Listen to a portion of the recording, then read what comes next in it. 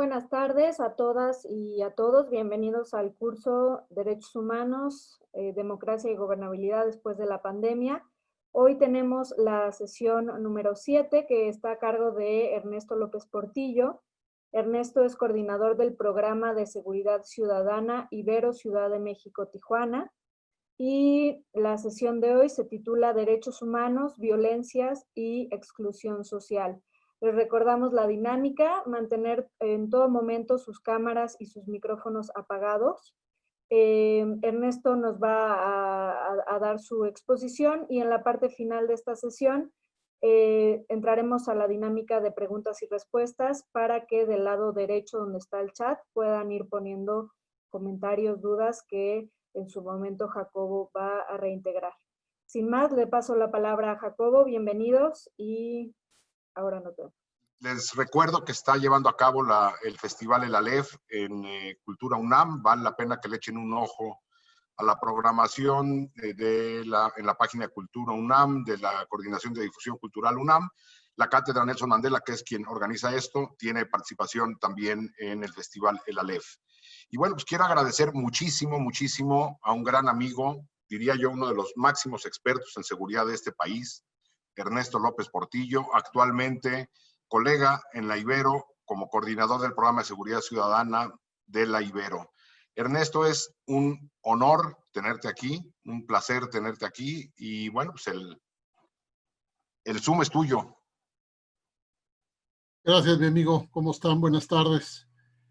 Gracias a todas y a todos por su tiempo y pues el honor es mío. Me da muchísimo gusto participar en este programa por muchos motivos, especialmente siendo esta cátedra, siendo de la UNAM y por el enfoque que sé que tienen las y los expositores, los colegas, las y los colegas.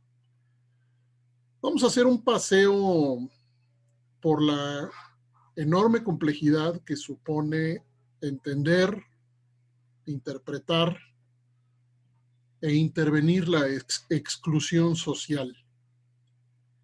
Mi historia me coloca, sí, en una lucha desde la academia, un tiempo desde la función pública, desde la sociedad civil. Mi historia tiene que ver principalmente con promover la seguridad ciudadana y ha sido la agudización de las contradicciones de cualquier naturaleza, de las contradicciones políticas, sociales, culturales, económicas. La agudización de las contradicciones me ha obligado a ir en un camino de diversificación epistemológica. Yo empecé a trabajar en un circuito donde parecía claro cómo construir seguridad. Es un circuito de expertas, expertos, de financiamientos internacionales, de metodologías de los cuales he aprendido muchísimo.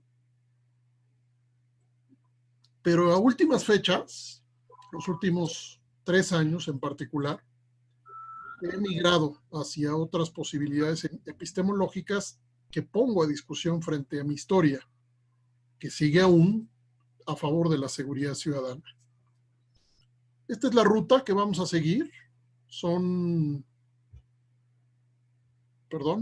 Ahí está. Es una ruta de 14 puntos. Vamos a trabajar un poco sobre cada uno de estos. Empezaremos con unos datos sobre la región y el país. Hablaremos de la dualidad de los paisajes urbanos latinoamericanos, de la exclusión como proceso social, de la exclusión como relación de poder, de la exclusión social como causa de conflictos violentos, como consecuencia de conflictos violentos. Hablaremos de la violencia que se reproduce en los ámbitos familiar, comunitario y escolar. Hablaremos de la triada de violencia, delito y exclusión social. Un poco nos asomaremos a los entornos urbanos centroamericanos. Hablaremos de la exclusión social y el crimen desde otra perspectiva. Y acercándonos hacia el final, iremos hacia un concepto que tiene que ver con la violencia crónica y su reproducción, que es el concepto del pluralismo violento. Nos detendremos un momento en algo que alguien recientemente publicó, un comentario sobre el programa Jóvenes Construyendo Futuro, a modo de ejemplo, de contraste frente a lo que ustedes habrán escuchado antes respecto a la complejidad de la exclusión social. Y al final mostraré un estudio de una encuesta que se aplicó en 27 países, en donde lo que me pregunto, como se lo pregunta el propio estudio, es hacia dónde va el mundo. Así que sin más, pues nos arrancamos. Quiero empezar con esta frase. Un pesimista es solo un optimista bien informado. Cuesta trabajo el optimismo hoy, y cuesta trabajo en la medida en que uno profundiza más en el estado de las cosas, en la medida en que uno agrega más información y agrega más valor a la información a través del análisis. Se trata de entender la realidad desde perspectivas cada vez más complejas y de entender hacia dónde nos están llevando las tendencias que pudiéramos interpretar como contradicciones. Es una palabra que estaré utilizando, contradicciones. Vamos a terminar preguntándonos quizá de otra manera qué es, preguntándonos y tratando de responder de otra manera qué es la exclusión social, qué son las violencias y para qué sirven las violencias.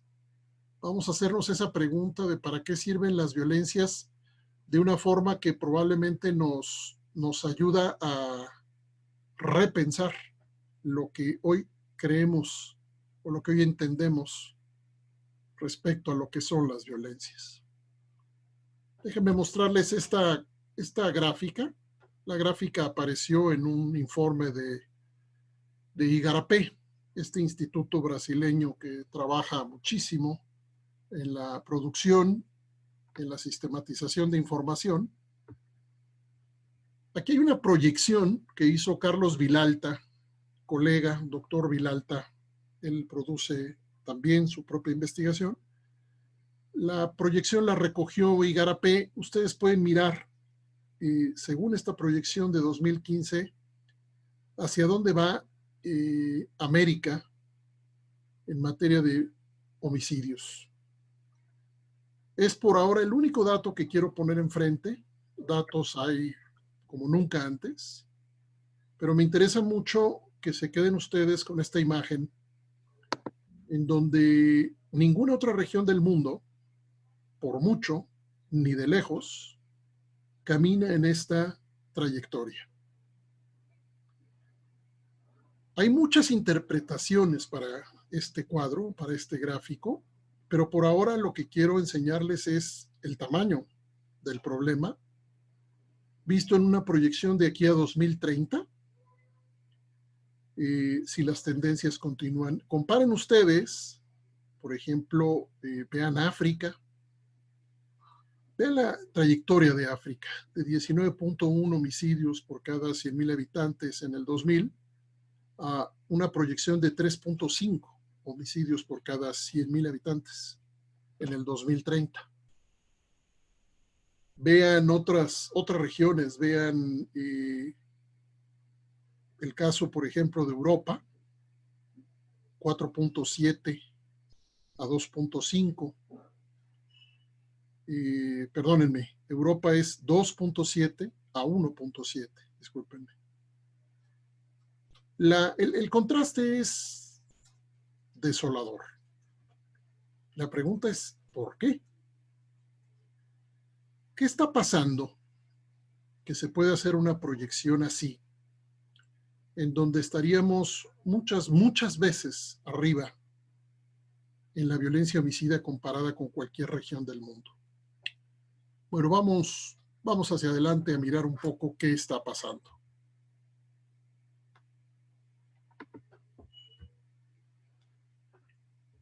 Empiezo con este enfoque denominado la dualidad de los paisajes urbanos latinoamericanos. Los textos que ustedes tendrán enfrente tienen en negritas los conceptos principales para facilitar la lectura, si ustedes quieren hacerlo así. Y además, por supuesto, podrán después mirar con detenimiento esta exposición que tiene, contrario a lo que utilizo en otros espacios, en este caso hay mucho texto. Y esto tiene que ver con la densidad y la riqueza de los conceptos de lo que estamos hablando. De entrada, lo que podemos mirar es que el continente es un continente de sociedades urbanas esencialmente fracturadas. Es el primer concepto que les presento, mostrando, dice esta fuente, una dualidad básica de ricos y pobres, formales e informales, organizados y desintegrados, gobernados y no gobernados, separados y vinculados al mismo tiempo. Aquí les voy a mostrar abajo una cifra del tamaño de la desilusión, pero les voy a mostrar otra al final de la exposición, no solo respecto a la desilusión del estado de las cosas en América Latina, sino en el mundo. Aquí se habla de una desilusión para el 50-70% de los habitantes urbanos, que se estima viven en el lado equivocado de la brecha de la pobreza, la inseguridad y la exclusión. Bájale poquito, Gabo. Continuamos con esta misma fuente, que nos invita a la complejidad, nos invita a alejarnos de cualquier interpretación simplista o reduccionista. La violencia y el miedo no pueden evaluarse de forma aislada. Es necesario estudiar estos fenómenos no solo en su contexto sociológico y antropológico más amplio, sino también desde el punto de vista de cómo se viven y cómo se perciben. Ustedes van a ir mirando cómo vamos avanzando, ampliando nuestra capacidad de mirar los múltiples enfoques de la exclusión, a su vez relacionada con las violencias, con el miedo, con muchos aspectos que tienen que ver con la fractura en la que estamos instalados. Aquí se menciona un concepto que desde la seguridad hace mucho tiempo se ha convertido ya en un lugar común, ciertamente, pero a la vez en un lugar común de enorme relevancia, que es la multidimensionalidad de la inseguridad, la violencia y el miedo. Ustedes probablemente lo han escuchado desde hace tiempo. Quienes así lo hayan hecho, quizá incluso conocen que, por ejemplo, la Organización de Estados Americanos instaló una oficina y ha emitido múltiples programas y pronunciamientos que se posicionan a favor de una perspectiva multidimensional. Lo importante de la multidimensionalidad de la inseguridad, la violencia y el miedo es que está asociado a la necesidad de políticas públicas multiagenciales. Esto se dice fácil, pero algo muy importante está sucediendo en América Latina que empobrece reiteradamente la capacidad, precariza la capacidad de construir políticas multidimensionales y en cambio empodera la ruta del uso de la llamada mano dura, de enfoques punitivos, agresivos de despliegue policial y militar y de crecimiento de la población en prisión, enfoques punitivos que nos llevan a la ruta que les enseñé al principio y que nos llevarán por esa misma ruta si seguimos en el camino en el que estamos. Así que, por más claro y repetido que pueda parecer en el discurso político aquí y allá en toda la región, América Latina y el Caribe, por más que los gobiernos locales, regionales, nacionales y los organismos internacionales insistan en la necesidad de un enfoque multidimensional para intervenir la inseguridad, la violencia y el miedo, lo cierto es que es prácticamente imposible en la inmensa mayoría de la región encontrar que en efecto se han establecido las competencias institucionales, las políticas públicas, las competencias institucionales, los programas y las prácticas propias de intervenciones multidimensionales. Subrayo esto por todo lo que vamos a ver ahora en términos de la composición compleja de la exclusión. Aquí empieza ya esta fuente a acercarnos a una de nuestras grandes discusiones de esta tarde. La pobreza, ¿qué tiene que ver la pobreza con la violencia? La pobreza provoca violencia, la violencia provoca pobreza. Vamos a estar discutiendo eso en toda esta exposición y después lo iremos comentando juntas y juntos, si así quieren. No hay respuestas fáciles. Aquí lo primero que vemos es que la pobreza puede engendrar violencia. Los pobres se ven desproporcionadamente afectados a su vez por la violencia. Y los pobres a menudo son vistos y temidos como inherentemente violentos y peligrosos. Ya de suyo, aquí ya tenemos un panorama de complejidad. Pobreza que engendra violencia, violencia que afecta a la pobreza, y pobreza a su vez etiquetada como inherentemente violenta y peligrosa. Vamos pues transitando hacia la complejidad.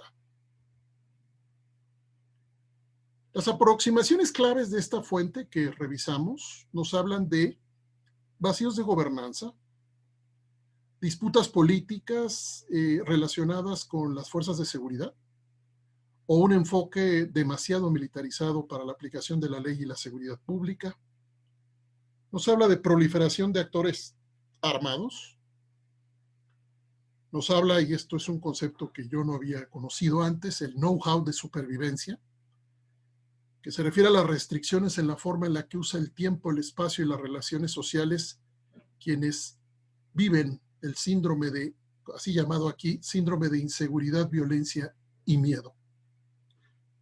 Formas múltiples de reconstrucción de la convivencia que empiezan a poner restricciones en el ejercicio de múltiples derechos y que nos llevan aquí a un sugerente concepto, el know-how de supervivencia.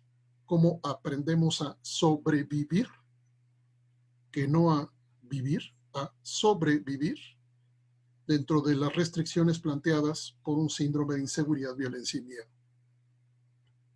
Una nueva dualidad urbana como causa y consecuencia, es decir, un círculo vicioso de exclusión, inseguridad y violencia. A su vez asociada a la fragmentación social y espacial de las ciudades latinoamericanas. Quiero presentarles una investigación que intenta hacer la reunión de algunas, dice la propia fuente, de las mejores publicaciones sobre las definiciones, la comprensión, las causas y el impacto de la exclusión social, así como también la manera como los gobiernos, los actores de la sociedad civil, las organizaciones internacionales pueden medir y abordar la exclusión. Hago aquí una parada en el camino. Hay que decir que hay muchísimas fuentes de investigación sobre esto y que fue complicado elegir qué traer a esta conversación por la cantidad de cosas que hubo que poner a un lado. De este material extrajimos varias perspectivas que me parece que ayudan mucho para tratar de reposicionar nuestra idea y nuestra, digamos, ampliar y profundizar nuestra aproximación a todo lo que implica la exclusión social con respecto a los derechos humanos, a la democracia y al futuro asociado a la pandemia. Hay varias formas de abordar la exclusión, varios enfoques, como decía yo en la lista de temas. La exclusión como proceso social tiene que ver con un conjunto predominante de valores, creencias, rituales y procedimientos institucionales que operan sistemática y consistentemente en beneficio de ciertas personas y grupos a expensas de otros. Este tipo de conceptos nos van a ir llevando de la mano hacia interpretaciones que entienden a la exclusión como un diseño, a la exclusión como un producto, como una construcción, como una forma de organizar el dominio de unos grupos sobre otros, de unas poblaciones sobre otras, así como también la violencia asociada a la exclusión, la vamos a entender también como, quizá a reentender, debo decir, mucho más como un proceso también que tiene un diseño,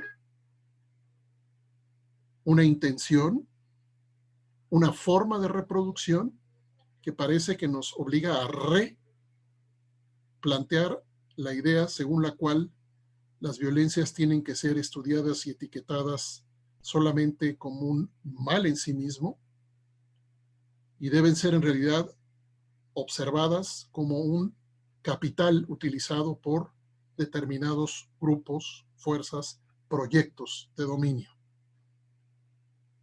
La exclusión y la violencia entonces como proyectos, no como eventos fortuitos, sino como proyectos construidos al paso del tiempo precisamente por la profundización de las contradicciones.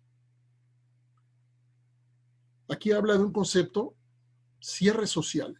Esta es la forma en la que las colectividades sociales buscan maximizar las recompensas restringiendo el acceso a los recursos y oportunidades a un círculo limitado de elegibles. Esto implica la monopolización de ciertas oportunidades. La exclusión como un proceso de monopolización de oportunidades.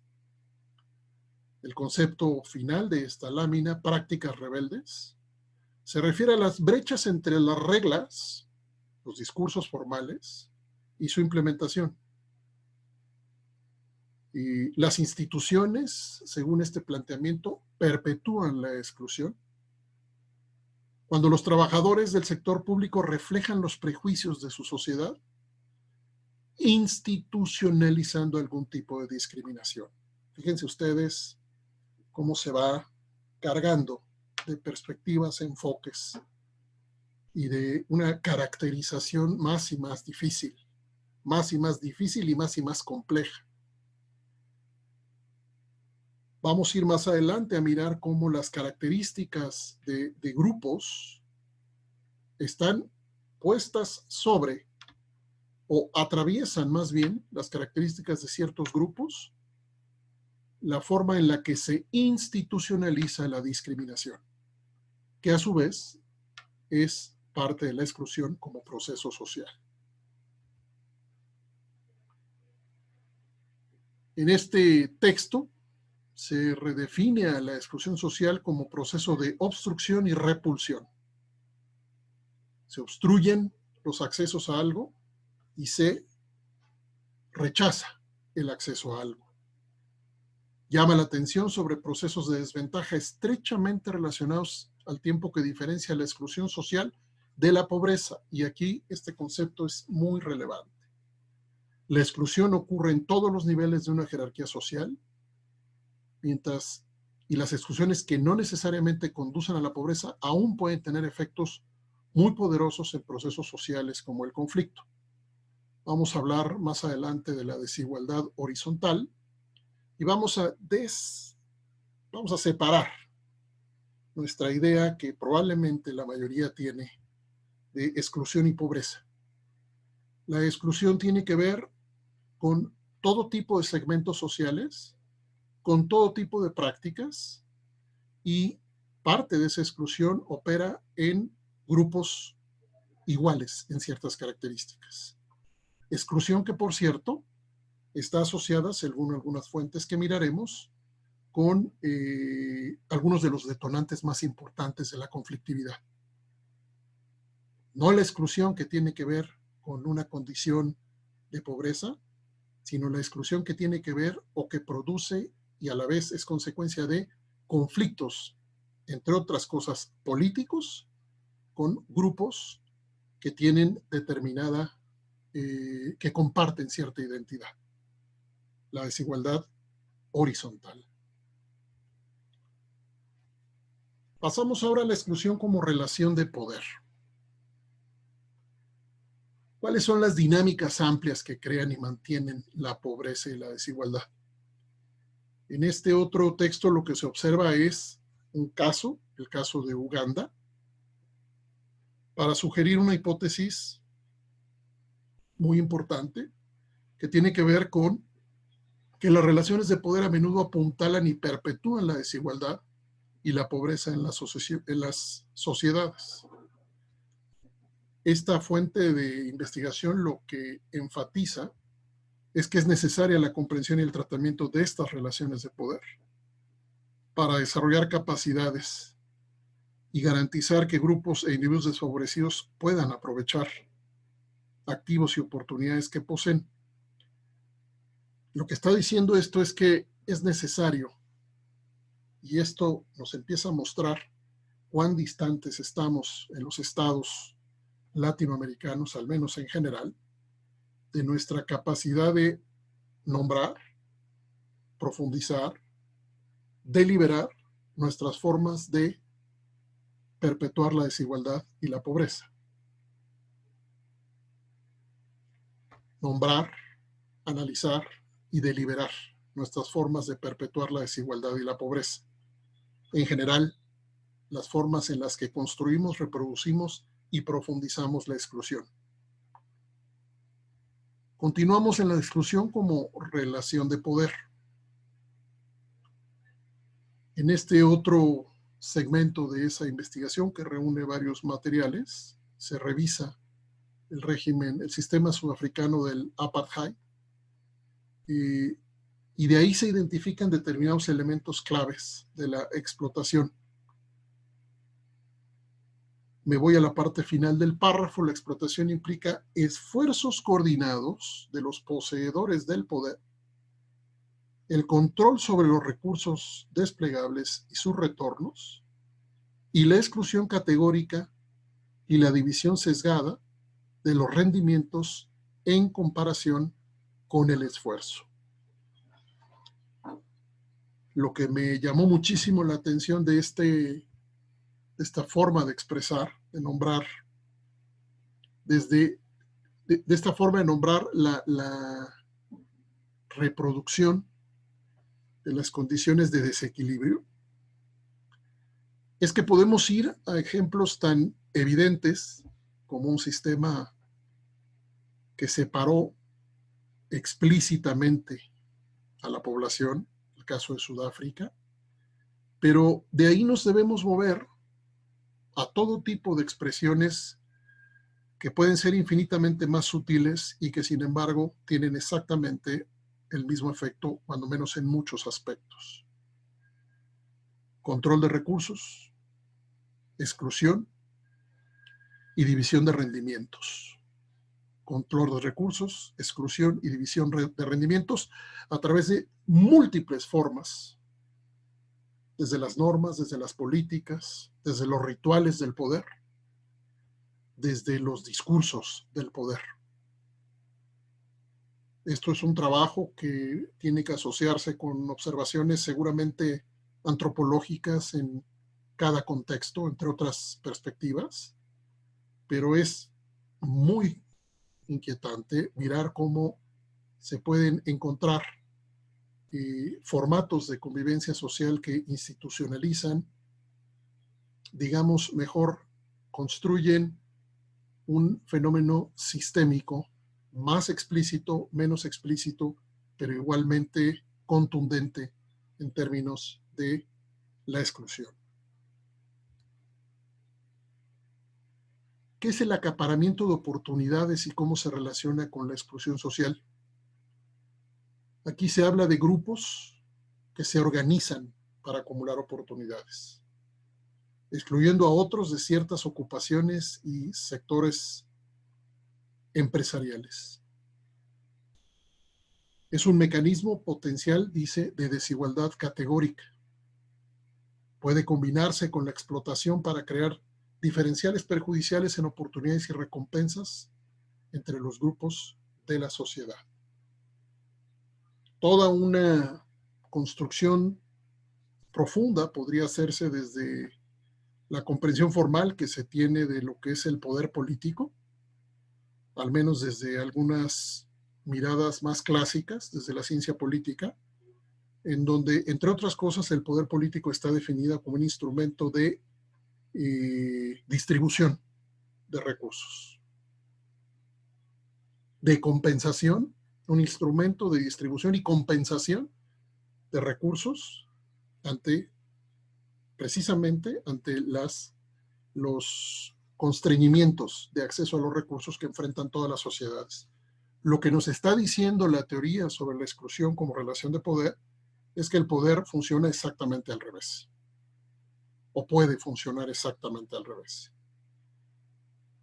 El poder, como parte de un complejo donde se organizan grupos particulares para excluir, incluir y excluir en estas ciudades fracturadas, en estas sociedades fracturadas, el poder político alineado con la construcción de desigualdades, con el cierre de oportunidades, con la exclusión.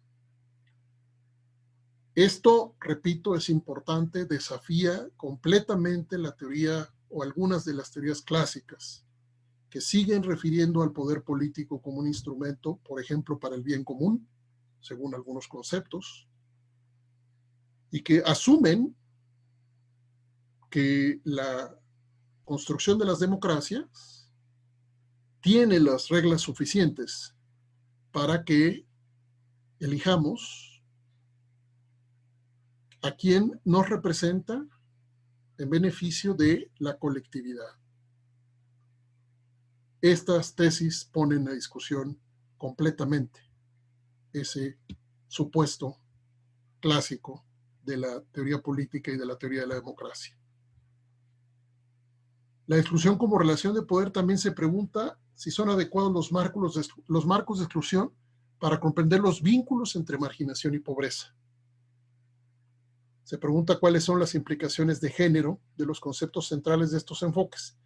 Aquí nos vamos a un enfoque que tiene que ver con muchas perspectivas teóricas. Yo lo conocí hace mucho tiempo desde la criminología crítica, desde varias críticas al derecho penal, desde escuelas democráticas del derecho penal en mi historia, a través de investigaciones en mi primera etapa de investigación académica, en lo que tiene que ver con la teoría del etiquetamiento. Primero, los conceptos de exclusión social pretenden ofrecer un marco integrado para analizar las desventajas sociales, pero las perspectivas necesitan ser más finas para fortalecer las perspectivas de exclusión social al revelar los detalles de las formas particulares de la desventaja o de las desventajas. Etiquetar y limítrofe o periférico son dos procesos importantes de exclusión. El otro es el proceso a través del cual un grupo dominante define la existencia de un grupo subordinado. Esto se realiza mediante la invención de categorías y etiquetas e ideas sobre lo que caracteriza a las personas que pertenecen a esas categorías. La literatura define otro como lo que sucede cuando una persona, grupo o categoría es tratada como un objeto por otro grupo. Esta objetivación permite a los actores romper las reglas morales de las relaciones sociales. Limítrofe o periférico a menudo acompaña a otro e implica mantener fronteras o límites espaciales y simbólicos para mantener a las personas excluidas. Aquí pues me viene a la mente muchas discusiones de las cuales he aprendido mucho con Jacobo. Tiene que ver con la historia de la construcción del enemigo. Apenas acabamos de hablar sobre esto.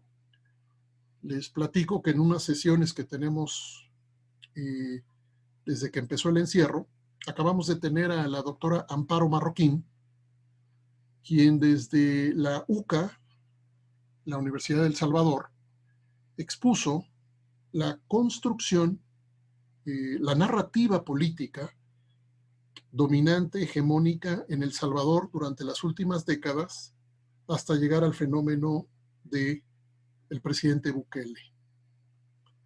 Le llamamos a la doctora Amparo Marroquín para que nos explicara qué está haciendo Bukele con Twitter, por ejemplo.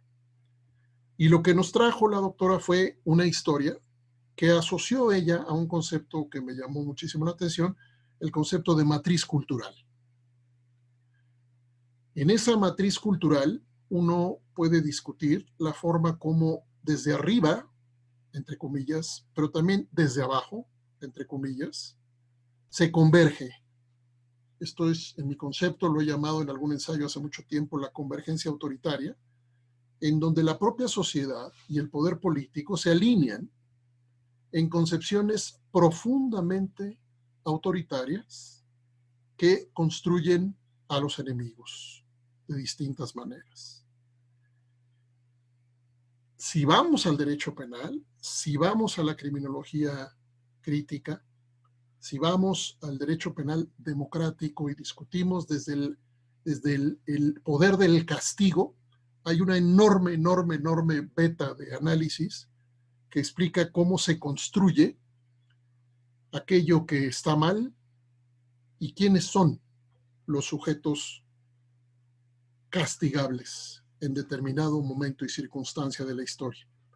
No vayamos a más, la evidencia disponible, que probablemente la habrá mostrado alguien en alguna otra sesión en esta cátedra, la evidencia ya tiene mucho tiempo publicada y se sigue confirmando. En México y en buena parte del mundo, la cárcel es para los pobres. ¿Quiénes son? ¿Quiénes son los otros? ¿Quiénes son los limítrofes o los periféricos? ¿Y quiénes son quienes tienen el poder de mantener esas fronteras o límites espaciales y simbólicos para mantener a las personas excluidas? ¿Y cómo construimos las relaciones de exclusión? Ojo, como relación de poder, no solamente desde las estructuras formalmente de poder, sino, mucho peor y mucho más allá, calle por calle, esquina por esquina, en nuestras relaciones sociales, donde hay quien utiliza el etiquetamiento y hay quien sufre ese etiquetamiento a partir de narrativas hegemónicas, donde lo que está adentro de lo aceptable es una cosa, lo que está afuera de lo aceptable es otra, con, insisto, procesos que se pueden materializar en políticas públicas, que se pueden materializar en leyes, pero que van hasta el discurso, van al lenguaje, van a las actitudes. Es una, no sé cómo llamarle, pero yo usaría la palabra reticular. Es una expresión en donde cada espacio de nuestras sociedades se va llenando de exclusión entre poderes, insisto, formales, pero también informales. Ahí en la literatura discute si la exclusión es causa o consecuencia de los conflictos. Lo que yo encontré y he encontrado siempre, es que es causa y consecuencia de conflictos violentos. Y los conflictos, a su vez, habría que mirar de qué conflictos se está hablando, conflictos micro a conflictos macro, para hacer interpretaciones diferentes de cuál es la ruta para llegar ahí. Al ratito les voy a pasar aquí algunas evidencias encontradas por un grupo de investigadores de aquí de México, de cómo la violencia se socializa y se normaliza en una triada de reproducción entre casa, escuela, familia, escuela y comunidad. Voy a ir a eso más adelante y les contaré una experiencia que tuve personalmente interviniendo en algunas secundarias con proyectos relacionados con transformar el rol de la escuela. Lo que quiero decir es que desde lo micro, pero hasta lo macro, con conflictos armados internos, Es necesario hacer interpretaciones que a la vez son o pueden ser convergentes en determinadas formas de interpretar la génesis, la dinámica, primero las causas profundas, la dinámica de reproducción y la normalización de la violencia, pero también el alcance en términos de la forma como las sociedades pueden aceptar la violencia como parte de su forma de convivir. Y eso nos lleva, pues, también iré más adelante a eso, a esto que llamaba el pluralismo, la pluralidad de la violencia. No sigo más por ahí porque quiero llegar a eso más adelante. Aquí me quedo por ahora. Existen vínculos estrechos entre la exclusión social y los conflictos violentos y la inseguridad, tanto en términos de causas como de consecuencias. Argumentos convincentes de que algunas formas de exclusión social generan las condiciones en las que puede surgir conflicto. Este puede variar desde disturbios civiles hasta conflictos armados violentos, ataques terroristas, actividades terroristas. Los grupos gravemente desfavorecidos con características compartidas, como por ejemplo el origen étnico o la religión, atravesadas por la interseccionalidad, pueden recurrir a conflictos violentos para reclamar sus derechos y corregir las desigualdades. Así que esta parte, este enfoque complejiza lo que tiene que ver con la organización de la exclusión detrás de la construcción del conflicto. Como ven, ya dejamos muy atrás lo que tiene que ver con la asociación simplista y superficial de la exclusión como un fenómeno relacionado con la pobreza. Estamos hablando de muchísimos formatos de exclusión social que a su vez pueden ser de diferente forma asociados aquí como causas de conflictos violentos. La exclusión social y las desigualdades horizontales proporcionan un terreno fértil para la movilización violenta. Por lo tanto, el concepto de exclusión social puede ayudar en la resolución de conflictos porque identifica algunas de las causas del conflicto. Se publicó recientemente, y vamos a tener al autor pronto explicándonos a profundidad este reporte sobre Guerrero. No sé si alguien más lo haya mencionado antes.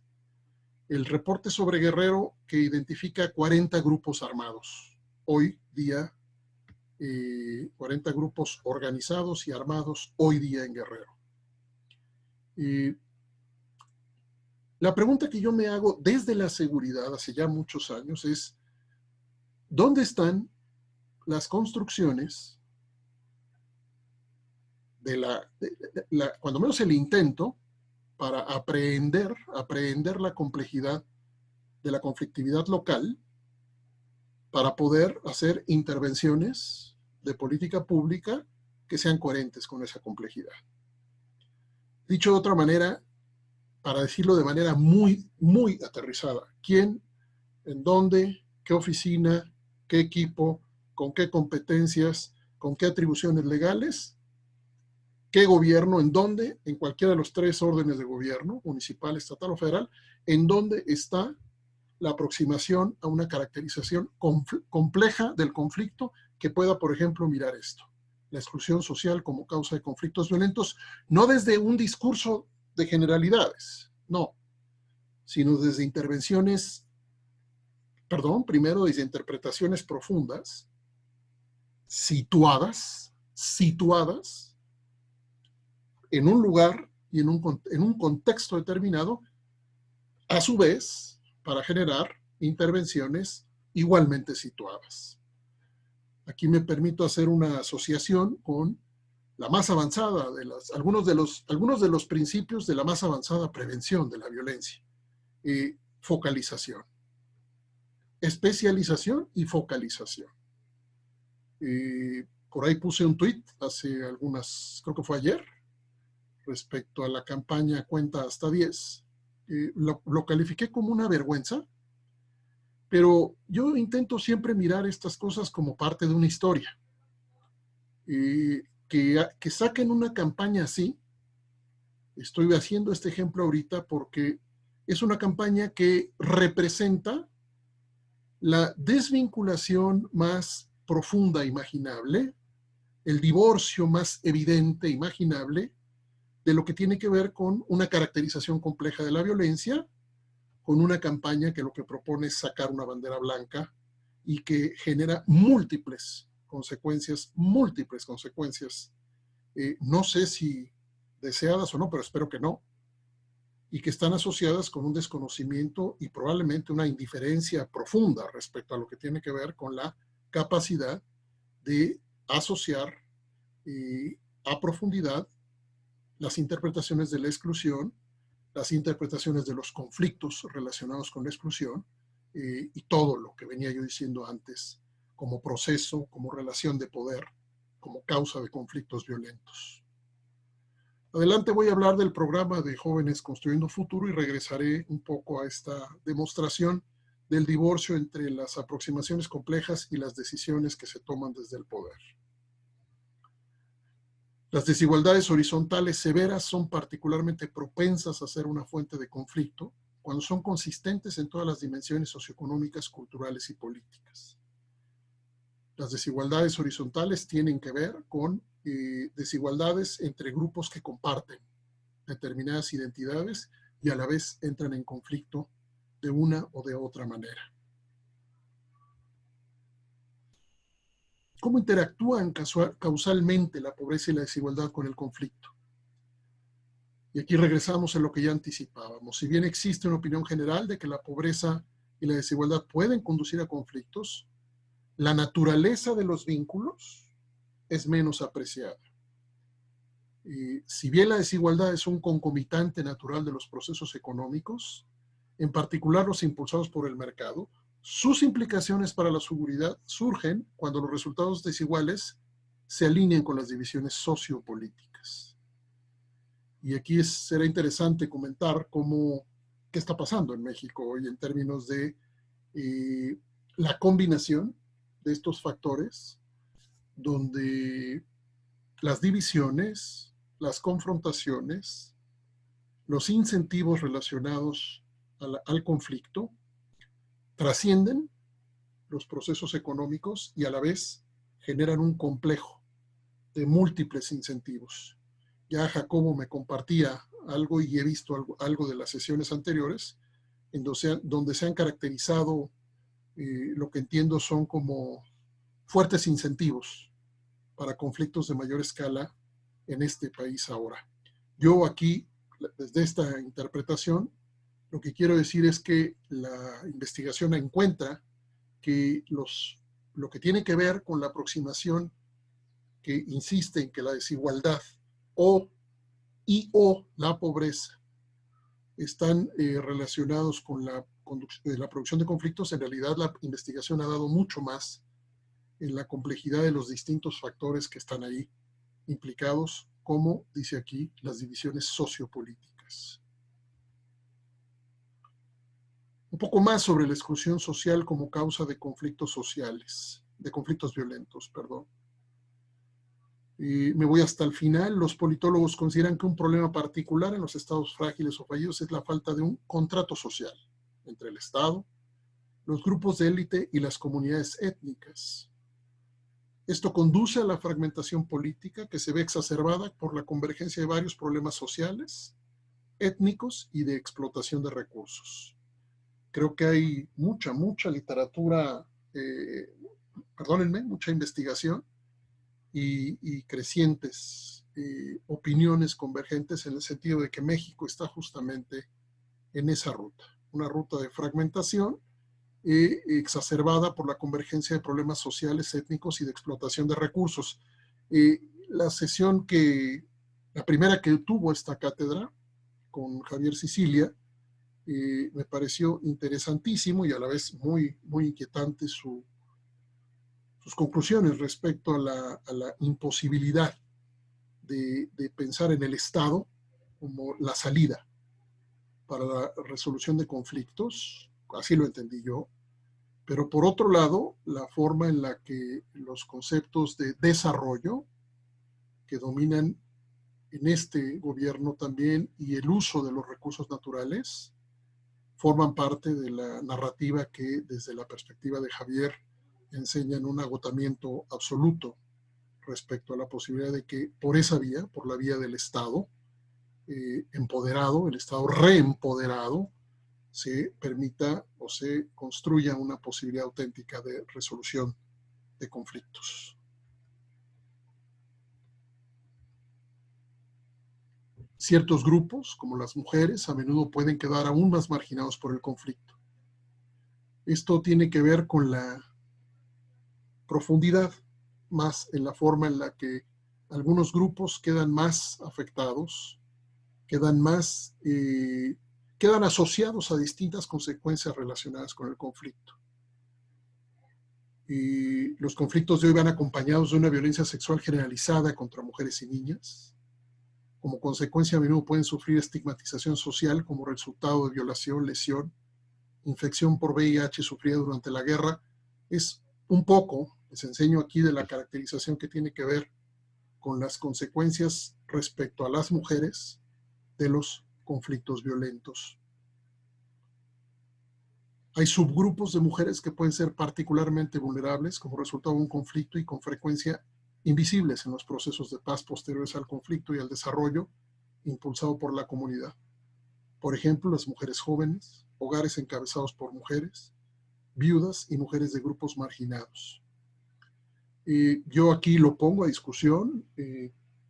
Sigo encontrando esta hipótesis en uno y otro lado respecto a la potencia que se le ve a las luchas de los colectivos feministas, a la potencia que se les ve en este momento, mucho mayor frente a otras resistencias en América Latina de cara a los proyectos autoritarios hegemónicos en la región.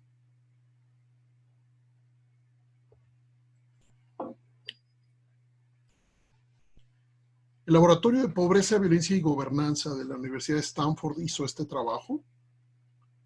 Aquí está Beatriz Magaloni al frente. Aquí lo que quiero enseñarles es un poquito, aunque sea, de la aplicación de ciertos modelos de investigación para encontrar relaciones causales que producen violencia. Y analizaron si la violencia criminal tiene una asociación directa con la conducta de violencia entre estudiantes. Exploraron si factores de riesgo familiares, escolares y sociales desempeñan un rol mediador entre la violencia criminal y la violencia escolar. Aquí regreso un poquito, aunque sea, a la teoría de la prevención. Si ustedes leyeran un poco, se asomaran al Programa Nacional de Prevención del Delito, publicado en la administración de Peña Nieto, ahí se asomó por primera vez una aproximación federal cercana, relativamente cercana, a algunas de las propuestas más avanzadas de la prevención de las violencias y del delito. Entre otras cosas, no se discute, cuando menos que yo sepa en el foro relacionado con la prevención moderna, este tipo de aproximaciones que tienen que ver con la necesidad de explorar desde múltiples metodologías y marcos teóricos, explorar los factores de riesgo. No se discute la necesidad de hacer, decía yo antes, diagnósticos locales. El diagnóstico local e hiperlocal, como se le llama, resulta ser una herramienta absolutamente indispensable. No se discute el valor de esa herramienta respecto a la posibilidad de generar una política pública que tenga esperanza, de la cual podamos poner siquiera una expectativa razonable de posible éxito, en la medida en que tiene construida una fotografía auténticamente profunda de la violencia en un lugar o en otro. Y esto hace complejísimo el tema de la prevención porque requiere recursos, competencias institucionales y no solamente requiere decisión política. Requiere convergencia entre actores técnicos especializados, actores sociales, actores institucionales, para hacer aproximaciones profundas, repito, locales. Me voy a ir un poquito hacia adelante para que miremos las conclusiones de lo que ellos encontraron.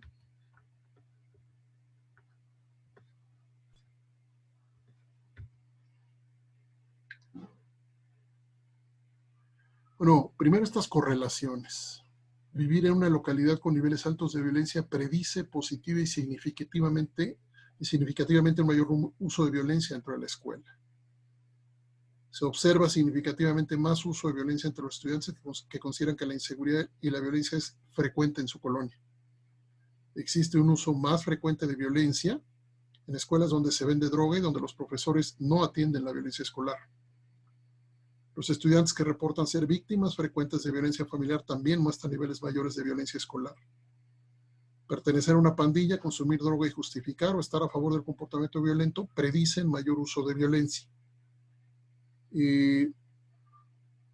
Por increíble que parezca, uno puede tener todas las dudas que quiera respecto a este tipo de correlaciones, pero el problema es la falta de esfuerzos para tratar de construir las correlaciones con políticas de Estado que intenten establecerlas, es decir, que intenten hacer interpretaciones que puedan justificar determinada acción, determinado recurso, determinado presupuesto, determinado programa, determinada campaña, justificados en investigaciones que puedan decir esto es lo que pudimos encontrar en términos de correlaciones asociadas a la construcción de la violencia o de las violencias. Parte del trabajo que hacemos en un equipo de investigación desde hace muchos años es ir tratando de rastrear cuanto más podemos, que es poco lo que podemos frente a lo que se produce en el mundo, ir tratando de rastrear los reportes que se producen sobre la seguridad, sobre intervenciones hechas para construir seguridad con evaluación, sin evaluación. Es un ejercicio que hemos hecho varios años y es increíble lo poco que hay a nivel incluso internacional, lo poco que hay en términos de poder establecer correlaciones con modelos de investigación que permiten afirmar algo como lo que estamos viendo aquí. En América Latina, cuando, por ejemplo,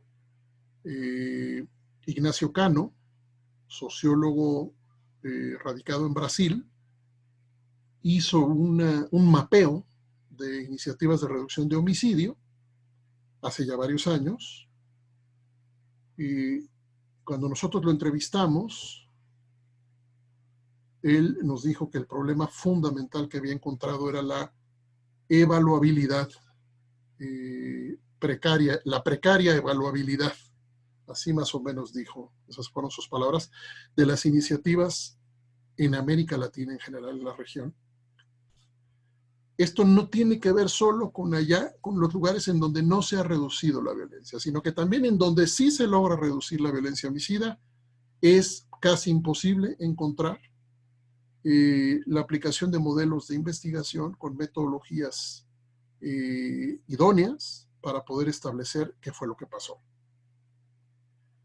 Entonces, hoy hay gente que hoy, quizá más que nunca, ve esto como exageraciones o excesos o discursos incluso tecnocráticos que no tienen que ver con lo que la gente necesita. Pero lo cierto es que la andanada de reportes y de investigación que se produce para tratar de enseñar cuáles son los aprendizajes respecto a las violencias, esa investigación ayuda mucho cuando tiene este tipo de soporte de evidencia empírica y de correlaciones, insisto, que pueden ser demostradas. Yo, en lo personal, habiendo participado en equipos de trabajo que han intervenido específicamente en secundarias en la Ciudad de México y en La Laguna, en la región de La Laguna, lo que puedo decir es que efectivamente todo esto que yo leo aquí es convergente con lo que pudimos encontrar allá. Lo que dice después esta investigación también es convergente en términos de los factores de riesgo y luego las conclusiones. En factores de riesgo comunitarios, familiares e individuales, encontramos esto. Al analizar el efecto de vivir en una colonia violenta, encontraron que los estudiantes que reportaron pertenecer a una pandilla y residir en este tipo de colonia en promedio usan más violencia física. También observaron que la predicción de uso de violencia física entre estudiantes que viven en una colonia violenta y reportaron ser víctimas de violencia familiar es bastante alta. Este tipo de conclusiones, de factores de riesgo que colocan se preguntan sobre esta relación entre comunidad, familia y escuela, los vimos nosotros con encuestas aplicadas en estudiantes, en profesores, en padres de familia, en respecto a la misma escuela y a las comunidades y a la vida dentro de las casas de las familias. Los procesos de construcción de la violencia reproducida en los 3 espacios. A su vez asociados con algo que ahorita no desarrollaré, que tiene que ver con la deserción escolar. Algunos de los proyectos que aplicamos específicamente en Torreón tuvo que ver con la reducción de la deserción escolar a través de talleres específicos con metodologías asociadas a la reducción de riesgo y daño, entre otras cosas interviniendo para reducir el embarazo adolescente, entre otras cosas que están asociadas a modelos muy trabajados respecto a la prevención, que intervienen las dinámicas de riesgo y las reducen, tratando de construir una historia diferente.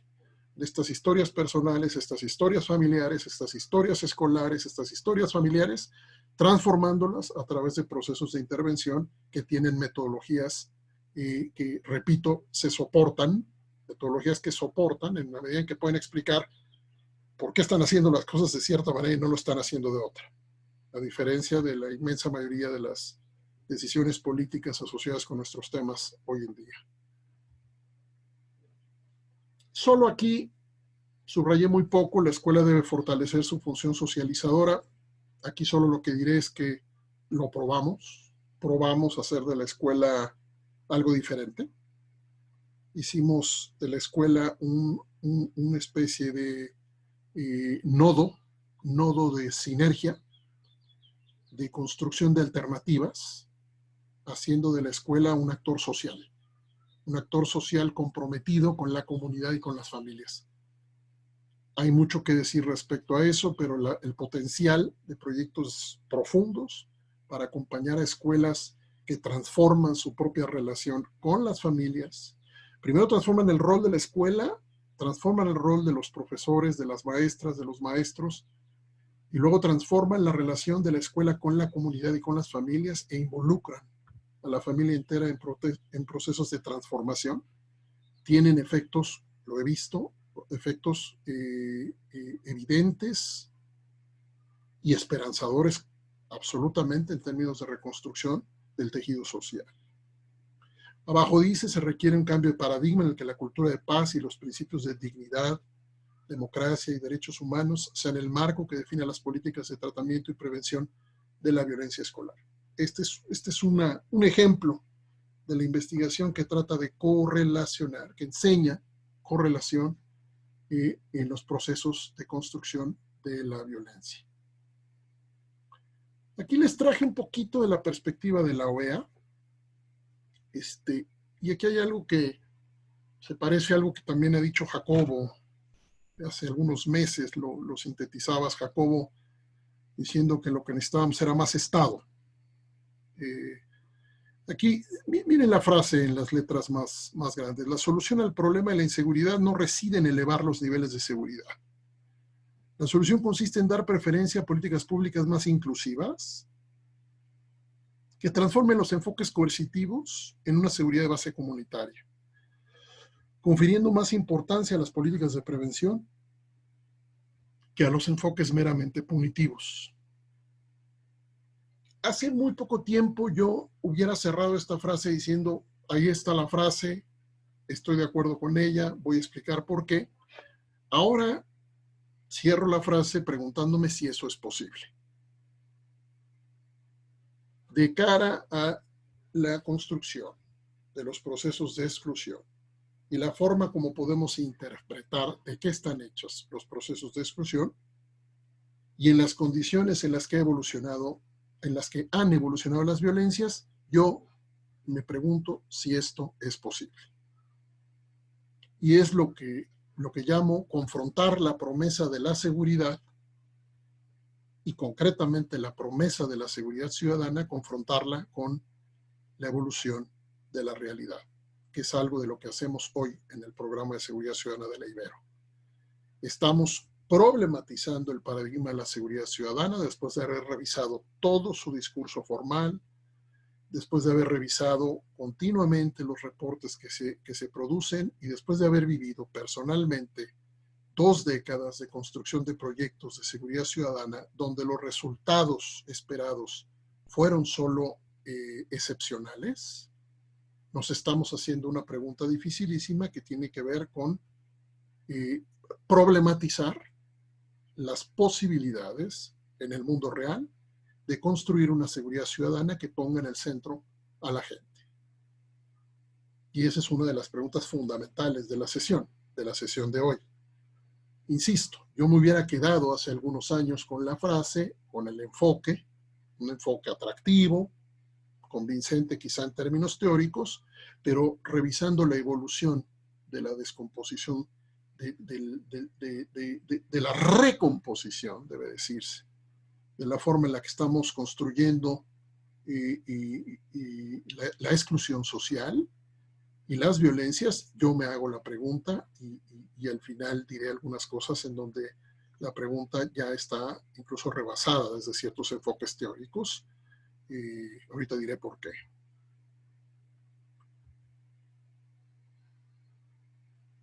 Voy a avanzar un poquito en esto.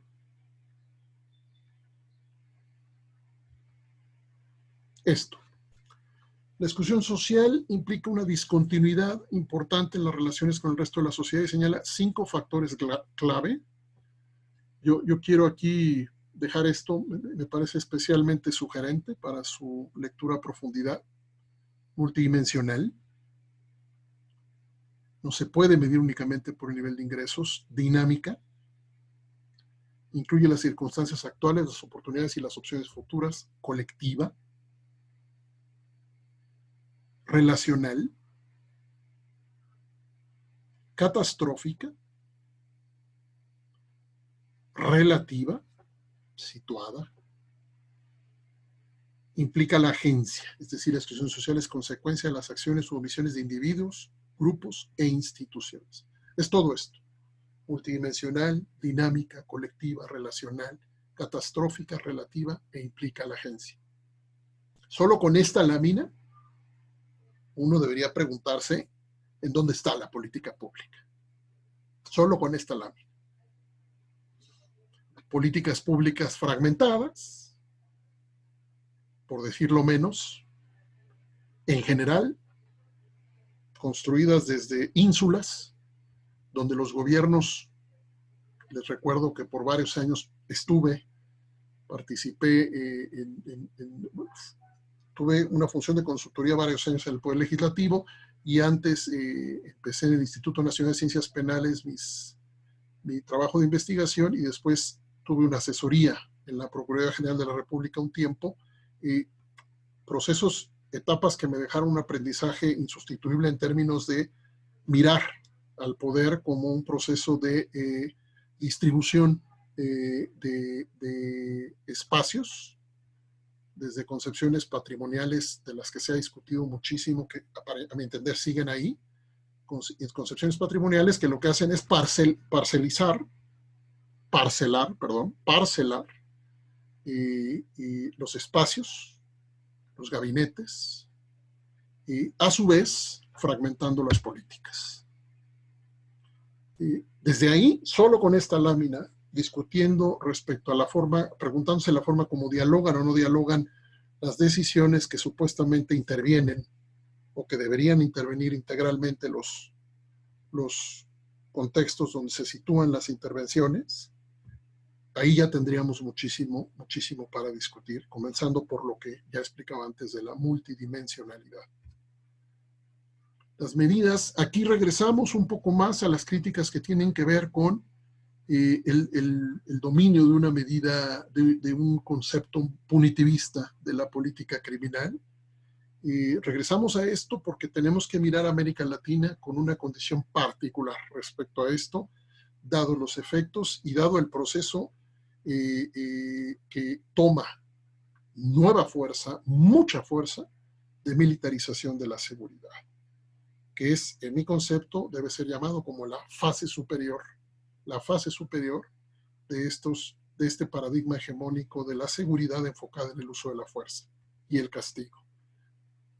Las consecuencias son estigmatización, criminalización, incremento de las probabilidades de victimización de poblaciones en riesgo, privatización de la seguridad, toques de queda, exclusión de algunas personas de ciertas áreas.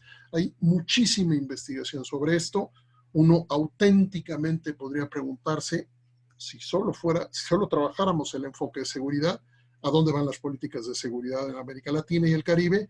Y probablemente la respuesta no puede ser una respuesta en positivo, insisto, en términos de la promesa de hacer una seguridad coherente con la expansión de los derechos humanos. Nosotros usamos una frase en el programa: más derechos, más seguridad, más derechos. Más derechos, más seguridad, más derechos.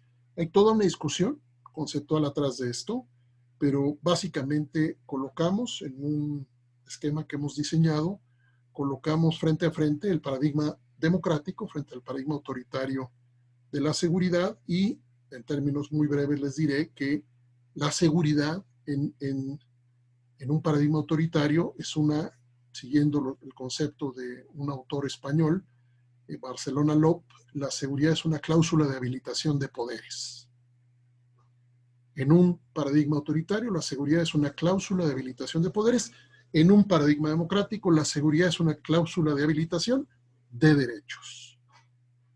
Este es el esquema que hemos logrado construir para tratar de hacer una pedagogía que irá cada vez más hacia el público, desde la Universidad Iberoamericana, una pedagogía en donde tratemos de construir una narrativa que permita relacionarnos a nosotros, como sujetos de derecho, de derechos, de la seguridad, buscando crear comunidades que sean capaces de trascender el conflicto según el cual, el falso dilema según el cual tenemos que ceder derechos para construir seguridad.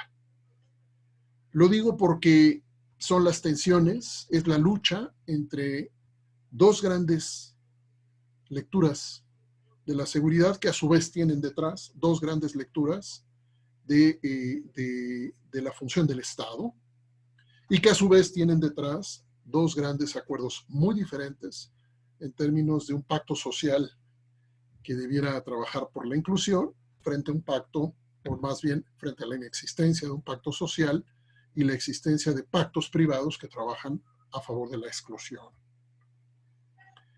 Bueno, vamos acercándonos al final. Aquí hay un documento que recomiendo muchísimo. Ya creo que te lo puse por ahí, Jacobo, sí, por ahí hace poco. La violencia crónica y su reproducción. Quiero irme directamente al pluralismo violento, como había dicho antes. Aquí en el párrafo que está en medio, propusieron que las sociedades democráticas de América Latina podrían ser concebidas como violentamente plurales. ¿Qué es eso? Con estados, élites sociales y subalternos que emplean la violencia en su afán por establecer o disputar regímenes de ciudadanía, justicia, derechos y un orden social democrático. Es decir, pluralidad de la violencia implica disputa respecto a la posibilidad de establecer un orden, con lo cual dejamos atrás la pregunta de si tenemos o no un monopolio funcional de la violencia legítima en el Estado. Aquí lo tenemos más explicado. El concepto ofrece una manera de pensar la violencia en la región como un fenómeno concentrado, no solo en el Estado o en grupos o individuos, entre comillas, desviados que contravienen normas de comportamiento generalmente aceptadas en una sociedad democrática. Mucho más que una aberración social, la violencia constituye un mecanismo para sostener las instituciones y políticas que las democracias neoliberales han diseñado durante las últimas décadas, a la vez que es un instrumento para lidiar con el sinnúmero de problemas que las mismas han generado. Esto es de una profundidad y de una potencia enorme. La violencia como mecanismo para sostenimiento de las propias instituciones, pero también la violencia como un instrumento para lidiar con los problemas generados desde esta forma de construir, de construir un Estado que pierde la capacidad de arbitrar e imponer. Arbitrar conflictos e imponerse frente a los conflictos como supuestamente, para lo que supuestamente nació. En vez de entender a la violencia como un indicador de la distancia que se ha abierto entre el Estado y el implícitamente occidental ideal democrático, el pluralismo violento nos permite analizar el papel de la violencia en preservar o desafiar una forma particular de democracia vivida, entendiendo esa realidad en sus propios términos y no como algo que se mide a partir de una línea basal que incluso las democracias occidentales tendrían dificultad en alcanzar. No voy a parar mucho porque se nos va el tiempo, pero aquí está diciendo que tenemos que problematizar todo el concepto de democracia.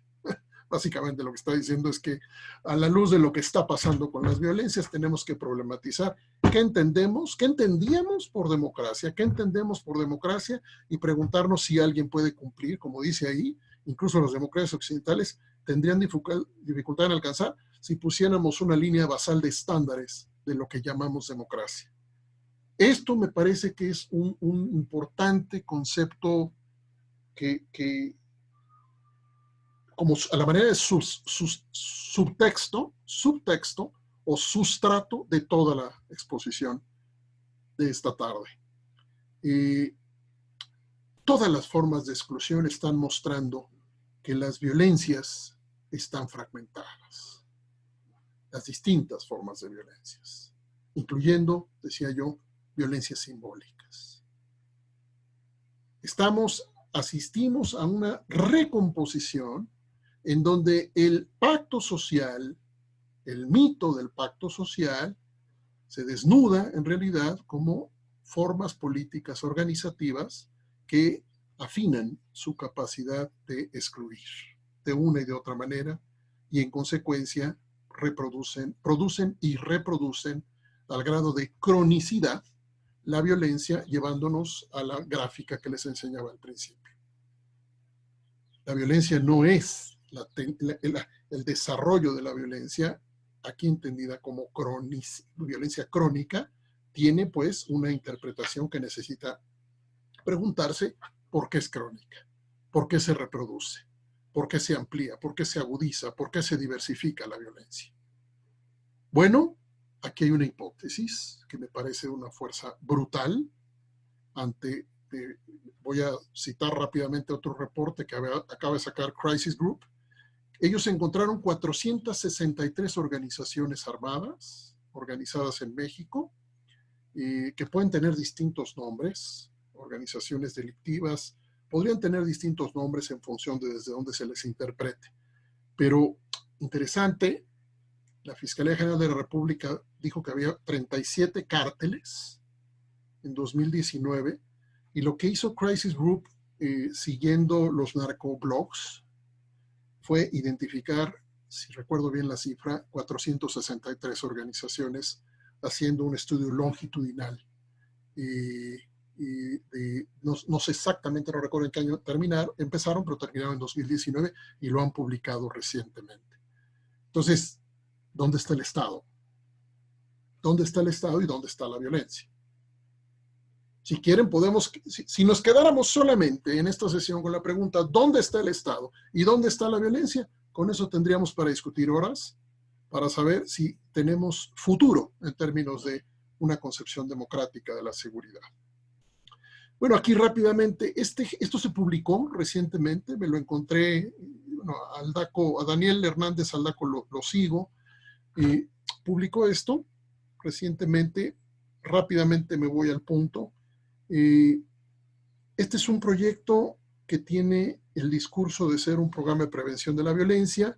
Lo que hizo Daniel fue hacer un ejercicio comparativo entre los beneficiarios en 2019, lo cruzó con el perfil de las personas encarceladas en 2018 y construye él entonces una hipótesis de discusión. La población intervenida no debería ser la que está haciendo a través del beneficio de este programa, si en efecto se tratara de intervenir a una población que tiene riesgos específicos.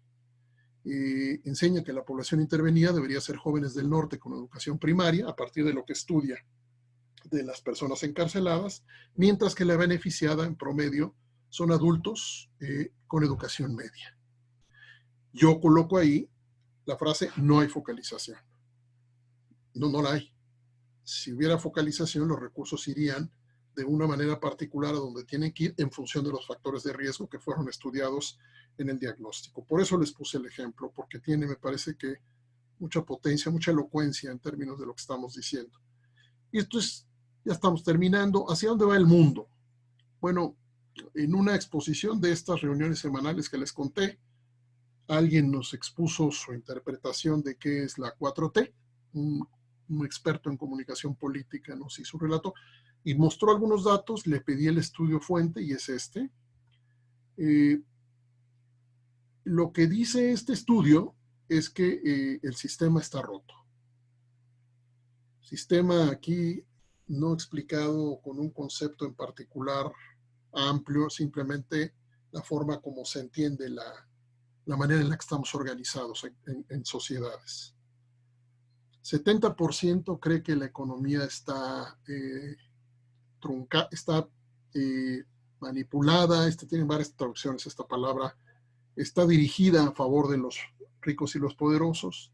66% cree que las políticas tradicionales ignoran a las personas como yo, es decir, a quien es encuestado. 54% piensa que está rota la sociedad. Son 27 países de distintas regiones del mundo. Les había yo dicho que podíamos hablar de América Latina, pero que también podíamos hablar de que el fenómeno de desesperanza con lo que se llama democracia está extendido a nivel mundial. Quiero enseñarles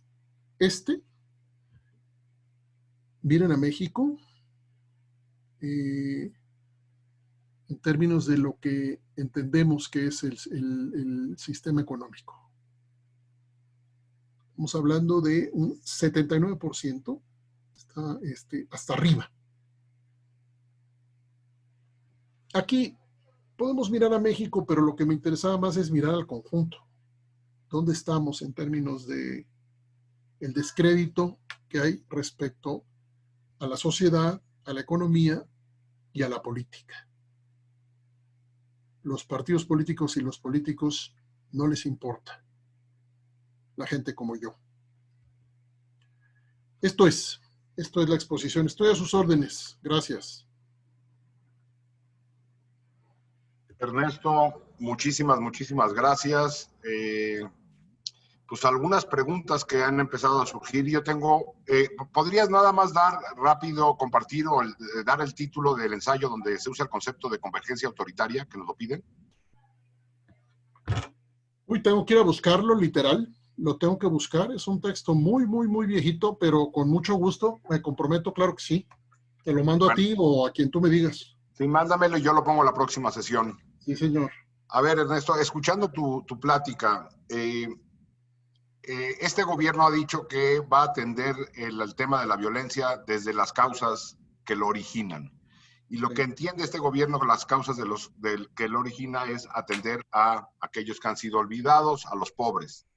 ¿Es suficiente eso como receta para atender la violencia?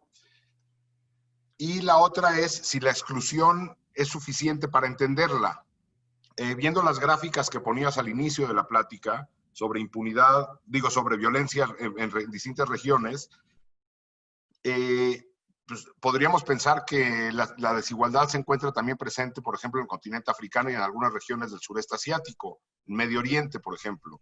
Sí. Es decir, ¿es nada más la exclusión o habría que sumar impunidad, capacidades del Estado y probablemente voluntad política? Yo espero que una cátedra como esta, o sea, yo lo voy a decir así, si esta cátedra tiene éxito es porque ninguno de los que se inscribió y de las que se inscribieron cree que es suficiente un enfoque parcial para entender esto. ¿Por qué? Porque son esos enfoques parciales los que producen las políticas públicas fragmentadas. Ejemplo, un enfoque parcial frente al crimen organizado lo define como un fenómeno, como un problema de orden jurídico, como un problema de orden penal, digamos. Un enfoque parcial respecto a la delincuencia organizada hace completamente a un lado todo lo que tiene que ver con la exclusión social de la cual emerge ciertos formatos en ciertos lugares la propia delincuencia organizada, o lo que el derecho le llama delincuencia organizada, que en las comunidades pueden tener otros nombres. ¿Qué quiero decir? Y aquí respondemos las dos preguntas. Necesitamos tomarnos la molestia de hacer interpretaciones complejas en donde no nos va a ser suficiente una u otra perspectiva, ya sea sociológica, jurídica, política, de derechos humanos, si lo que queremos es entender la complejidad de la exclusión. Gustavo Vélez publicó un texto, no voy a recordar ahorita el nombre, pero él caracteriza ya como un fenómeno bastante conocido esta expresión que centraliza la pobreza como la causa fundamental de los problemas de una sociedad, incluso la desigualdad misma, y por lo tanto pierde la capacidad de hacer políticas públicas de seguridad multidimensional porque no mira los diversos factores que están asociados a la construcción de las violencias. Entendamos, y eso también es sustrato de cómo lo planteas tú, entendamos que la violencia se construye a través de factores múltiples que no tienen repetición en culturas diferentes. Recordé rapidísimo cuando daba clases sobre delincuencia organizada en el INACIPE, encontré literatura que distinguía la delincuencia organizada desde el punto de vista cultural. Y una de las cosas brutalmente impresionantes cuando miré la literatura fue que México, por ejemplo, el uso de mujeres, niños, niñas en las organizaciones delictivas era estudiado como absolutamente atípico frente a otras sociedades, otras tradiciones, entre comillas, delictivas, que veían como imposible romper ciertos códigos. Recuerdo rápido una plática con un policía turco, una plática en Panamá, en un evento de la ONU. Me decía, yo le tengo más miedo al crimen, al crimen organizado, al que le tengo más miedo es al de tu país. Y dije, ¿por qué? Porque es el único que se metería a mi casa a matar a mi familia, que yo conozca. Porque con el que nosotros enfrentamos por acá tenemos ciertos acuerdos y eso no se vale.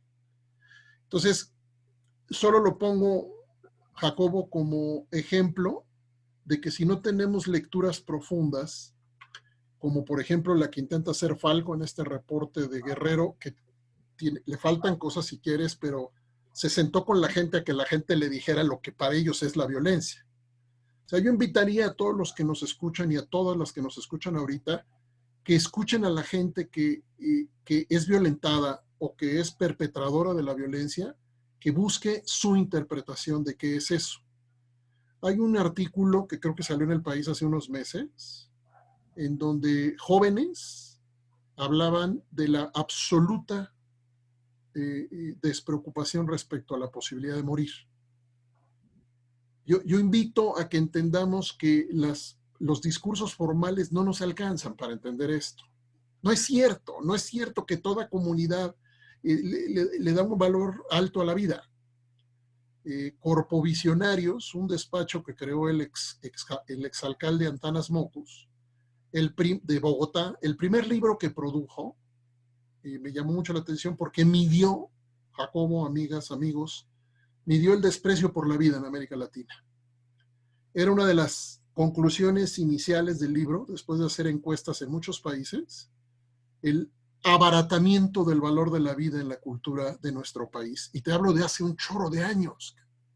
Entonces, esa curva de crecimiento de homicidios tiene que ver con procesos culturales profundos, políticos y sociales, que están haciendo de la exclusión una forma de debilitar, fragmentar, al Estado en su conjunto, pero cada vez más ahora, con la imposibilidad de que podamos afirmar de que la violencia está monopolizada en algún lado. Se perdió el monopolio legítimo de la violencia y en este momento no sabemos en dónde está la posibilidad de imponer la violencia en muchos lugares de este país. Sabemos que alguien pone orden de alguna manera, o no se pone orden y se matan todo el tiempo, pero alguien tiene la posibilidad de usar la fuerza todo el tiempo, independientemente del Estado.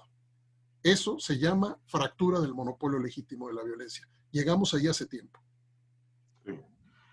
Un par de preguntas más, Ernesto. ¿Qué relación encuentras entre las desigualdades horizontales que mencionabas y la descoordinación del pacto federal que hay hoy? No sé si habla de esta desigualdad dada de las realidades regionales en México.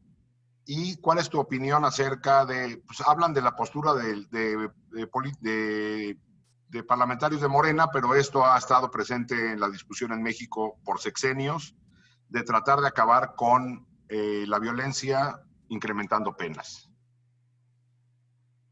A ver, vamos primero a lo segundo. Las invito a abrir el portal de Igarapé, Instituto Igarapé. Hay un texto que pongan así, mano dura, van a encontrar mano dura, que tiene que ver principalmente con las políticas de persecución y castigo contra los jóvenes en América Latina. Van ustedes a mirar ahí la comparación muy gráfica, muy bien hecha de Igarapé entre un modelo que apuesta por medidas diferentes a la mano dura. ¿Y qué es la mano dura?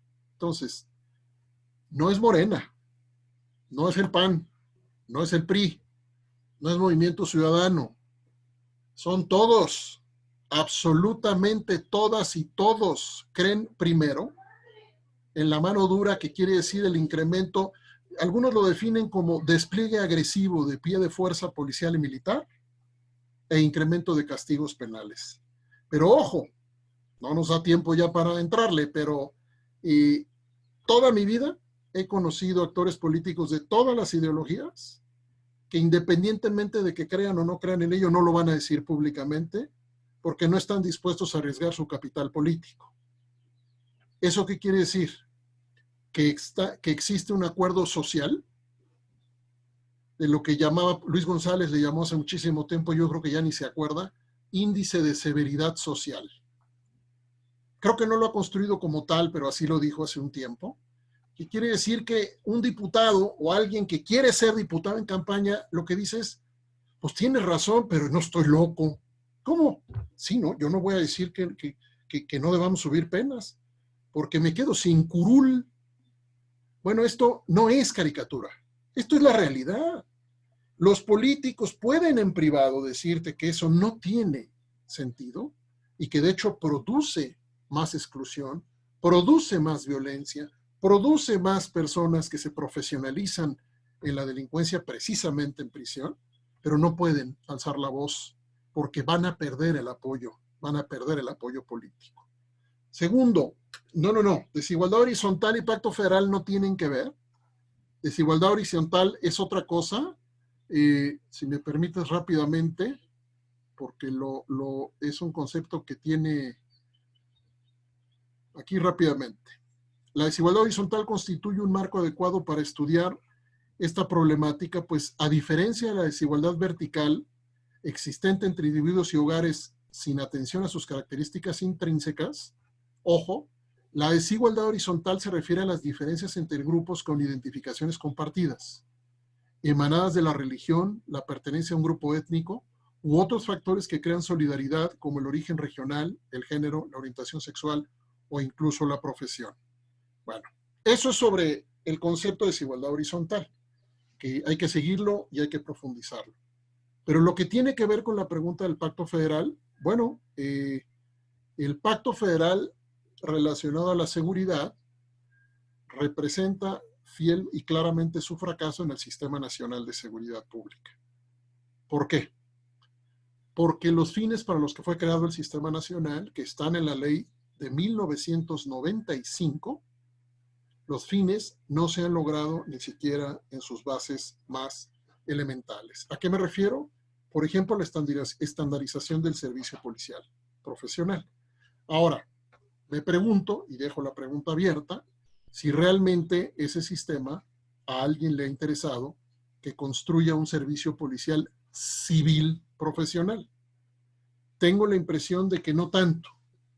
Tengo la impresión de que los incentivos para construir un servicio civil profesional y especializado de seguridad ciudadana y prevención no es un incentivo en las agendas políticas de este país, independientemente de las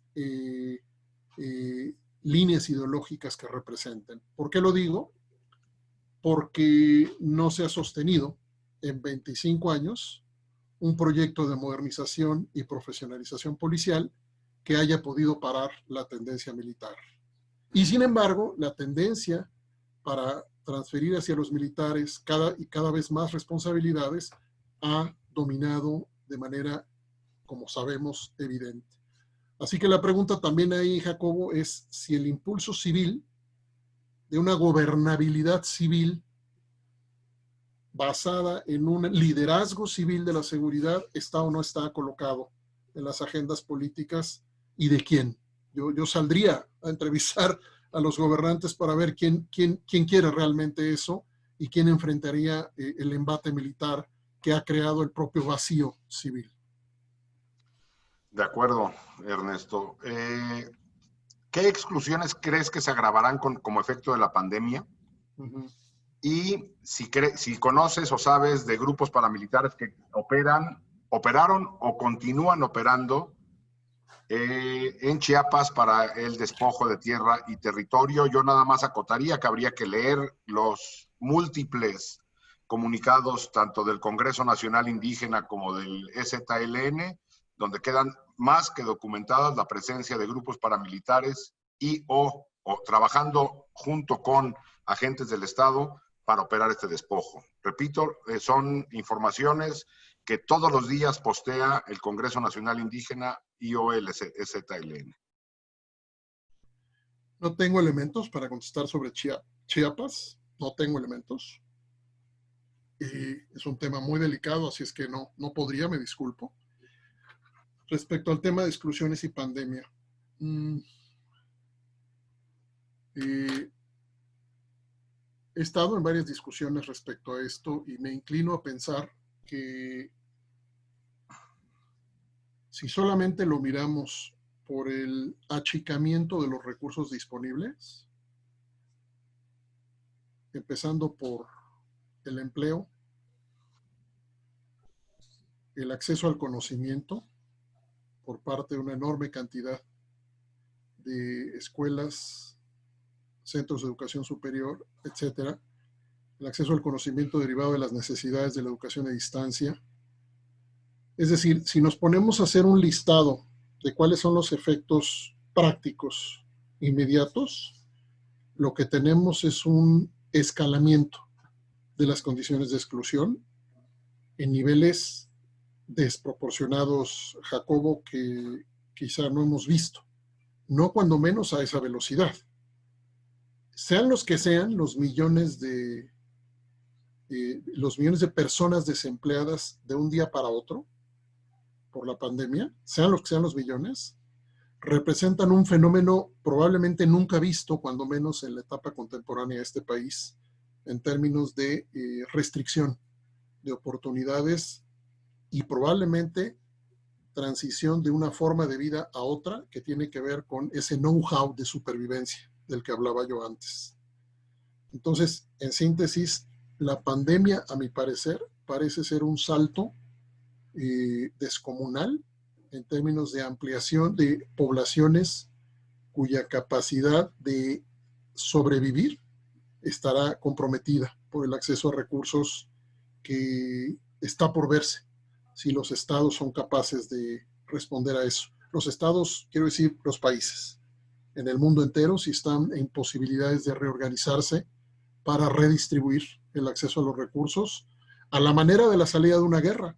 Ahí tú, Jacobo, nos podrías decir cómo se reorganizaron las sociedades, cómo se reorganizan las sociedades saliendo de una guerra cuando hay un auténtico una formulación de un pacto diferente, porque la pandemia requiere un pacto diferente.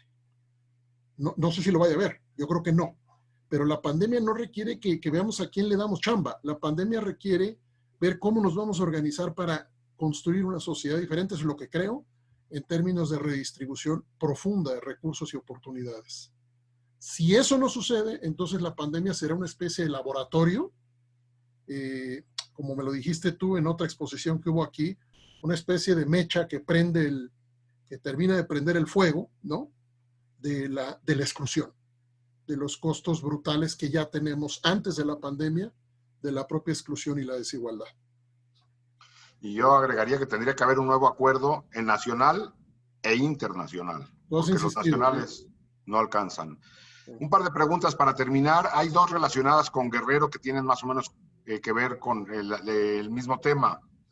Es decir, Guerrero, aunque tiene una gran presencia de fuerzas del Estado, tiene también una presencia importante de grupos violentos, grupos paramilitares, que, repito, Falco Ernst ha documentado maravillosamente. Métanse a revisar lo que Falco Ernst ha publicado en artículos de opinión en periódicos o incluso en Crisis Group. ¿Cómo explicar esa presencia importante de agentes del Estado con los niveles de violencia? ¿Cómo hacer política pública en un lugar donde tienes tal cantidad de actores que Falco también ha documentado como que trabajan y los arreglos son cotidianos y cada uno especial entre grupos criminales y el Estado? Ese diálogo está ahí. Y la segunda pregunta tiene que ver con qué derechos se han cedido en la época actual de la pandemia, bajo la lógica de más seguridad, más salud, más seguridad, menos derechos. Muy interesantes las dos preguntas. La primera, yo contestaría con una provocación. Yo aprendí hace mucho que el rol del Estado frente a la violencia en estados de derecho crónicamente débiles es un rol de administración de la violencia, no de reducción de la violencia. Administrar la violencia quiere decir jugar un papel regulatorio de la violencia, en donde el Estado interviene en la reproducción de la propia violencia en la medida en que beneficia a segmentos institucionales del propio Estado para articularse con mercados diversos. ¿Qué quiere decir? Pues que Guerrero es una expresión paradigmática de un despliegue intensivo, y Michoacán, por cierto, tiene ya características muy parecidas al paso del tiempo. Fíjense Michoacán en los tiempos de los dos últimos sexenios. Más recursos federales, más violencia. Puede haber reducción de la violencia temporal, pero la violencia después se dispara. Es esta paradoja, lo que queremos llamar la paradoja federal. Intervenciones federales que aparentan o logran auténticamente reducciones temporales de la violencia, pero que nunca construyen capacidades institucionales locales para sostener un proyecto democrático de Estado de Derecho y seguridad. Guerrero me parece que es una representación paradigmática de la manera como el Estado administra las violencias y se vincula a la administración de los mercados criminales de una forma que hay que mirar a Falco y a otros y a otras para entender el cómo. Preguntémonos cómo es posible que un despliegue intensivo del poder armado del Estado coexiste con poderes privados armados. ¿Cómo? Hagamos la pregunta desde el terreno. Olvidemos si quieren un momento la teoría. Como lo hace Falco, va y pregunta a la gente. Oiga, ¿y usted dónde trabaja? ¿Y usted a qué se dedica? No, pues yo muevo cuerpos, yo mato gente, yo controlo esta zona. Bueno, ¿y dónde está el Estado? Porque, ojo, yo no uso el concepto, cada vez menos uso el concepto de ausencia del Estado y prefiero un concepto de refuncionalización del Estado. Yo discuto la idea de que el Estado no está.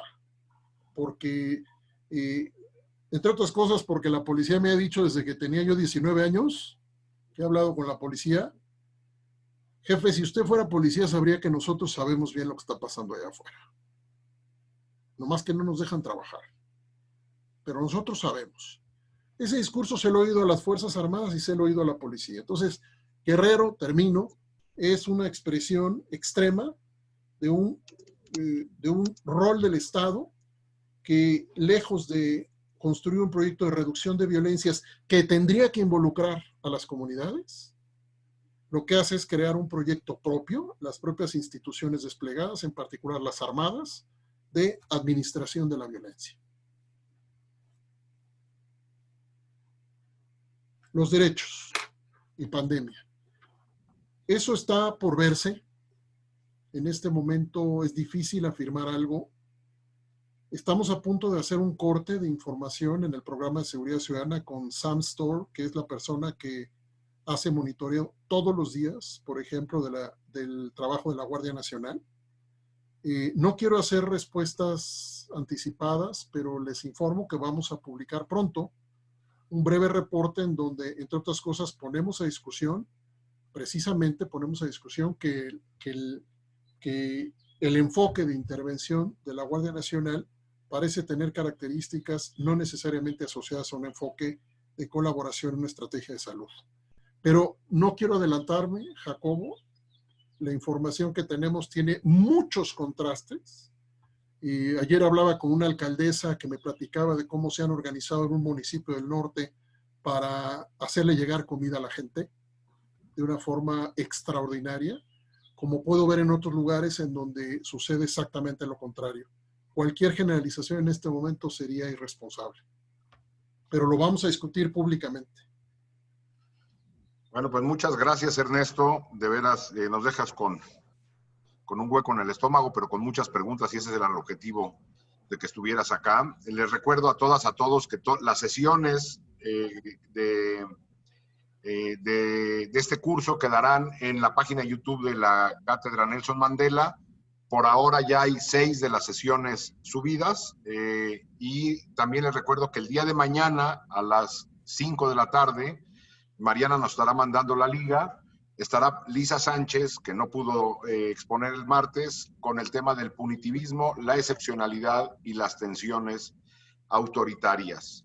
Ernesto, de nuevo, muchas gracias en nombre de la Cátedra Nelson Mandela de Derechos Humanos en las Artes y de la Coordinación de Difusión Cultural UNAM. Un gran gusto haberte tenido, Ernesto. Al contrario, un privilegio, y estamos con el documento que acordamos como quedamos. Gracias. Perfecto. A todas y a todos por la oportunidad. Buenas tardes.